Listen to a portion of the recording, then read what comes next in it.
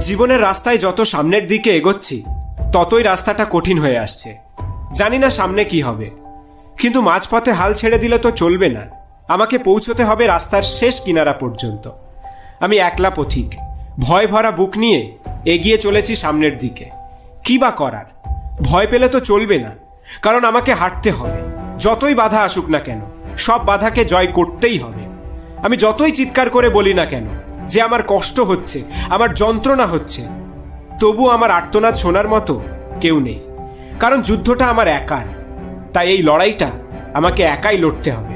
তুমি বুঝবে না আমার কষ্টটা, তাই আমাকে দেখে তোমার হাসি পায়। তুমি বুঝবে না আমার যন্ত্রণাটা, তাই আমাকে দেখে তুমি ঠাট্টা করো। একদিন তুমিও কাঁদবে, আর সেদিন আমি হাসবো না, শুধু দূর থেকে দাঁড়িয়ে দেখব। যেদিন তুমি বুঝতে পারবে জীবনের কঠিন পরিস্থিতি কাকে বলে, ভাগ্য যখন প্রতিবার তোমার সাথে বিশ্বাসঘাতকতা করবে, তখন তুমি বুঝতে পারবে যে দুর্ভাগ্য কাকে বলে। থাক না দুর্ভাগ্য, তাই বলে কি হেরে যাব? থাক না কঠিন রাস্তা, তাই বলে কি থেমে যাব? না, থামবো না, হারবো না। যতই কষ্ট হোক না কেন, জয়ী হয়ে ফিরবো। কষ্ট আমাকে এতটাই কষ্ট দিয়েছে যে আর কষ্টই হয় না। দুঃখ আমাকে এতটাই দুঃখ দিয়েছে যে দুঃখগুলোকে এখন অনুভব করি আর ভাবি এটা কোনো ব্যাপারই না।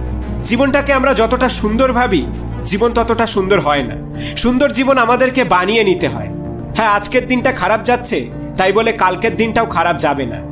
আর এই আগামী দিনটাকে ভালো করার দায়িত্ব আমার। আগামী দিনটাকে সুন্দর করে গড়ে তোলার দায়িত্ব তোমার। আমি যদি আমার জীবনটাকে পরিবর্তন না করতে পারি, তাহলে কেউ পারবে না। আমার জীবনটাকে খুশি উপহার দেওয়ার দায়িত্ব আমার। সে যেন কোনোদিন আফসোস করে না বলতে পারে যে শালা সারা জীবনটা শুধু দুঃখই পেয়েছি। তাই যদি আমি কষ্ট না করে হাল ছেড়ে দিই, তাহলে ক্ষতিটা আমার নিজেরই হবে, অন্য কারণ নয়। তাই আজ সবকিছু ভুলে শুধু সামনের দিকে এগিয়ে যাওয়ার সময় এসেছে। আজ সবকিছু ভুলে নতুন জীবন শুরু করার সময় এসেছে। আজ এখন থেকে জীবনটা নিজের মতো করে বাঁচবো। আজ এখন থেকে ছোট ছোট খুশিগুলোতেও মন খুলে হাসবো। আজ এখন থেকে শুধু নিজেকেই ভালোবাসবো। ভাগ্যের কোনো দোষ নেই, দোষ আমার। পরিস্থিতির কোনো দোষ নেই, দোষ আমার। সমাজের কোনো দোষ নেই, হ্যাঁ সব দোষ আমার।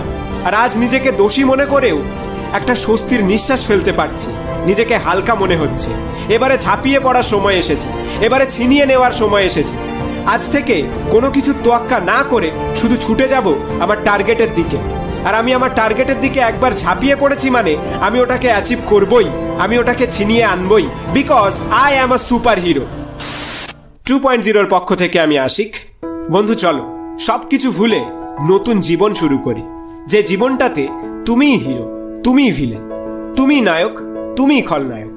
ভিডিও শেয়ার কিন্তু কমে যাচ্ছে, তাই এই ভিডিওটি বন্ধুদের সাথে শেয়ার করে সবার মধ্যে পজিটিভিটি ছড়িয়ে দাও। তোমার সাথে আবার কথা হবে এমনই একটি সুন্দর ভিডিওতে। ভালো থেকো।